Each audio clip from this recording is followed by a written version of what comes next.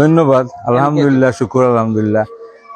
আসলে আমি যেটা মনে করি, আমি দুনিয়াতে আইছি খালিয়াতে, আমি দুনিয়াতে যাইমু খালিয়াতে, এবং আমি যেটাই দিয়া যাইমু ওটাও আমার লাগিয়া ইয়ে খাল এবং পরকাল লাগিয়ে আমার বলা করবো, আশা করি আর আল্লাহ কবুল করলে। আমার কথা হইছে যে আমার সবসময় ইচ্ছা এবং আকাঙ্ক্ষা যে আমি যেভাবে পারি আমার সমর্থ দিয়া, আমার জ্ঞান দিয়ে, আমার বুদ্ধি দিয়ে, আমার যেটা আছে মেধা আছে, যে যেভাবে পারি এটা আমি আল্লাহর ওয়াস্তে মানুষের সেবা করার লাগে। মনে করলাম এই একটা সুযোগ আছে যেখানে মানুষের সেবা করার আল্লাহ তৌফিক দিব এবং এতে মানুষ ফায়দা পাইলে দোয়া করবো এবং আল্লাহ খুশি হইব। এই প্রজেক্টটা করার একমাত্র কারণ হইল আল্লাহ সন্তুষ্টি লাগে। আল্লাহর সাথে দোয়া করবো আপনার সবাই যে আমরা এই কাজটাকে আল্লাহ কবুল করতা। একটা হইল এক ছাতের নিচে বহুমুখী প্রজেক্ট। আমরা শুরু করছি মসজিদ দিয়া, এখন সাইর খলিফার নামে এখানে প্রতিষ্ঠান আছে। আমরা প্রতিষ্ঠান নাম হইল খলিফায়ে রাশিদিন চ্যারিটেবল ট্রাস্ট। এর মধ্যে মসজিদ আছে, এতিমখানা আছে, মেডিকেল সেন্টার আছে, একাডেমি আছে এবং হাফিজে আছে। আপনার যদি দেখবা ঘুরাই ঘুরিয়ে যান, যদি দেখবা ওই তো সাইন আছে হিরস শাখা, ওই দেখো হজরত আবু বকর রাদিয়াল্লাহু আনহু, ফাইবা হজরত আলী রাদিয়াল্লাহু যে মেডিকেল সেন্টার। সাইর খলিফার নামেও দেওয়া হয়েছে ও স্বার্থে যে এরারে আল্লাহ নবী বাল্লা ফাইতে এবং আল্লাহ বাল্লা ফাইতে, এবং আল্লাহ নবী কইছেন এরারে দুনিয়াত ব্যস্ত সার্টিফিকেট দেওয়া গেছে। তা আমরা আশা করছি, এবং মসজিদ হয়েছে আল্লাহর ঘর, আল্লাহ মসজিদ দিয়ে আমরা শুরু করছি, এবং যেখানে দিন শিক্ষা দেওয়া এটারে হয় আল্লাহর নবীর ঘর। তা আমরা দুই যে সৃষ্টি করছেন আর যার লাগে আল্লাহ দুনিয়া সৃষ্টি করছেন তারার মানে যে শরণার্থে এই প্রতিষ্ঠানরে আমরা এই পর্যায়ে নিয়ে আসছি। আসসালামু শুরু হইছে কত সাল আপনারা? 2003 ওটা জি জি। এর আগে আপনার বাড়িতে কিন্তু ডাক্তার সকল আইতা, আমার মনে আছে বাড়িতে ডাক্তার সকল আইতা, মাসে মানে মাসে একবার আইতা। আমরা আলহামদুলিল্লাহ আমরা শুধু এখানেও নাই, আমরা রেফিউজি ত্রাণও দিছি, সেটা যে কক্সবাজার নিয়ে বুঝছেন কথা। এবং আমরা প্রজেক্ট গোয়েনঘাটও আছে, শুধু যে এই যে সুলতানপুর না, এবং আমি আরো দেশে বিদেশে বড় বড় প্রতিষ্ঠানের লগে জড়িত আছি। যেমন বাংলাদেশে যেটা আছে জমজম বাংলাদেশ, এটার আমি হইলাম অনারারি এক্সিকিউটিভ ডাইরেক্টর। জমজম বাংলাদেশ আছে যে ইউকে, এটা হইলাম এক্সিকিউটিভ ডাইরেক্টর। আর এটা তো আমরা এই গ্রামের প্রতিষ্ঠান। আর এটা আপনি আমার জিজ্ঞাসা করছেন কিতার লাগিয়া, আমি চাইছি যে এই গ্রামে যদি একটা ফুল ফুটে, একটা গাছও ফল ধরে, এই এলাকার মানুষ এই ফল পাইব, এই এলাকার মানুষ এই ফুলটাই গ্রান পাইব। এবং আমি মনে করি এইটা থাকি এই এলাকাবাসী উপকৃত হইবা। এবং আমি সবার সাথে দরখাস্ত করবো, অনুরোধ করবো আপনার যে যেভাবে পারো এটা সহযোগিতা হইবা, আইবা দেখবা আমরা কিভাবে এটা আগাইয়া নিতাম পারি, এই ব্যাপারে আমরা সলা পরামর্শ দিবা।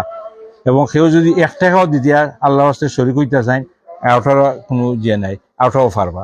তা আমার কথা হইলো আইবা দেখবা, দোয়া করবা, আর কোনটা না করতে পারলে অত্যন্ত আল্লাহর সাথে দোয়া করবা, আল্লাহ আমরা এই কাজগুলা বেশি বেশি করার তৌফিক দিত, এবং আল্লাহ যেভাবে সন্তুষ্ট এবং রাজি এইভাবে আমরা আল্লাহ মোটামুটি একটা হিসাব, যেহেতু ইঞ্জিনিয়ার চাচালকে আমার সবসময় যোগাযোগ আছে, আমি জানি কয়েক লক্ষ টাকা মাসিক ব্যয় আপনারা, ই অতটা টাকা কইতো নেয় বেশি আপনারা যদি একটু জানেন।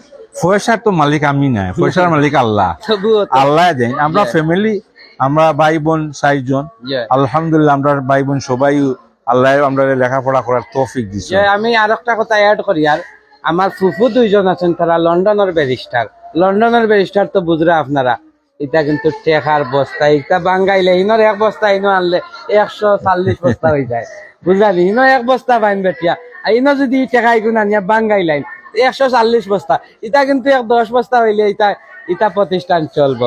আমি আপনি যেখান কইরা এটা মানে যেখান কইরা সুন্দরও কইছেন, কিন্তু জিনিসটা আমি একটু সংশোধন করি। আমার বোন একটা লয়ার, তার নিজস্ব ফার্ম আছে, আর আমার আরো 2 বোন মানে ইন্টারন্যাশনালি অ্যাকাউন্টেন্ট, তারা সুপরিচিত এবং দুনিয়ার বিভিন্ন জায়গায় কাজ করে। আমার ছেলেও অ্যাকাউন্টেন্ট, আমার মেয়েও পাবলিক প্রসিকিউটর, যারা লোয়ার আমরা যেটা পিপি হই নাকি, আর আমার মেয়ে এখন ইঞ্জিনিয়ার। আমার মা বাবা আসেন, আমি আছি, আমার ওয়াইফ আসেন, আমরা সবে মিলিয়া যে যেভাবে পারি, এবং আমার আত্মীয় স্বজন যে সময় শরিক হই আলহামদুলিল্লাহ। আমার বন্ধু বান্ধব যাইয়া কোন তো আমরা রোজা মাস আর ইনশাল্লাহ আমরা প্রায় 3 লক্ষ টাকার মতো গত বছর রমজানের ত্রাণ দিছি। এবারও আশা করি আর যে আমরা দিতাম, এবং আমরা একটা কমিটি করা হয়েছে, কমিটি তারা সিদ্ধান্ত দিব খারে দেওয়া কিলা না দেওয়া কি। আচ্ছা, আপনি তো দীর্ঘদিন ধরে ডাক্তার সকল আনিয়া সেবা দিরা, বাংলাদেশের যে হসপিটালে গেলে একটু ভোগান্তি হয়, ওটা একটু সচেতনমূলক চিন্তা যদি হয়, যদি সরকারের কারোর নজরে পড়ে। কারণ সেদিন আমি একজন রোগী দেখছি হসপিটাল গেছেন, যাওয়া বাদে হসপিটালের ইমার্জেন্সি তো বিলেট আনক্কা গিয়া 2 টাকার বিলেট খানো হসপিটালও নাই।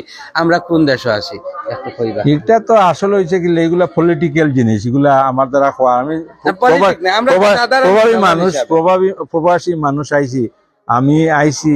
আমার কথা হইলো আমরা যে যেখানেও যাই, আমার বাড়ির তাক হোক আর ফেসগঞ্জ হোক আর সিলেট হোক আর ঢাকা হোক, আমরা সবরও একটা খেয়াল রাখা যে আমরা পাবলিক হিসাবে যে যেভাবে পারি, যার যে একটা মানে হক আছে, তার হকটা তারে দেওয়ার চেষ্টা করা।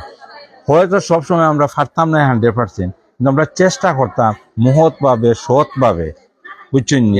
এই জিনিসটা আমার যে 10 টাকা আছে, 10 টাকা কিভাবে আমি খরচ হলে আমার পাবলিক এটা যে ফায়দা পাইবে, বুঝছেন না কথা।